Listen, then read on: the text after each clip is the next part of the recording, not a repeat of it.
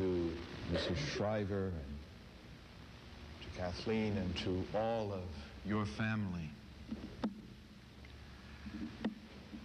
It is my privilege, and in the name of the church, to extend to you our heartfelt sympathy, to express to you our profound gratitude for the beautiful life of faith of your mother and your grandmother, and to thank you for the exquisite sensitivity that you show in choosing St. Stephen's Church as the place for her massive burial.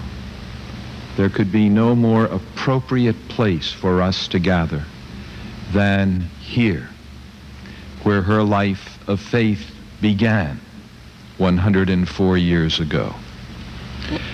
Just a few moments ago, as I watched your journey from Hyannisport to here by means of television,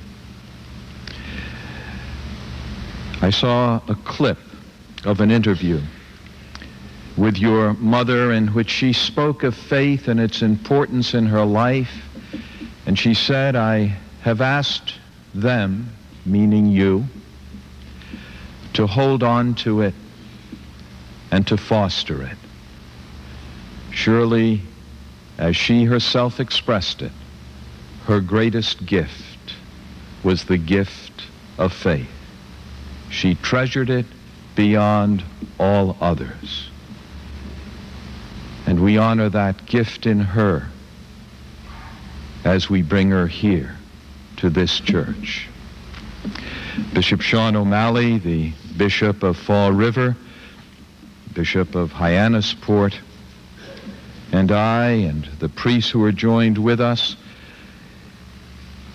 are symbolic of the millions who see in her a faithful example of a good and loving disciple of the Lord.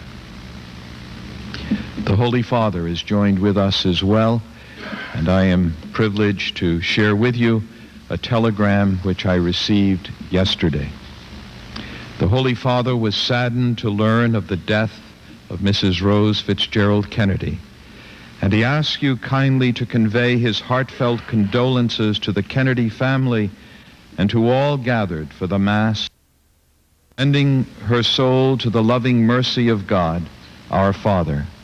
He prays that the risen Christ, judge of the living and the dead, will grant her eternal rest in the fulfillment of her deep faith and patient trust in his promises. Upon all who mourn her, in the hope of the resurrection, His Holiness cordially imparts his apostolic blessing as a pledge of consolation and strength in the Lord. The telegram is signed by the Secretary of State, Cardinal Angelo Sodano.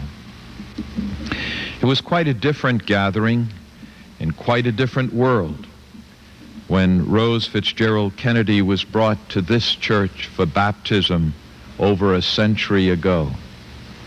The changes from then to now challenge our ability to imagine. From social relationships to communication to medicine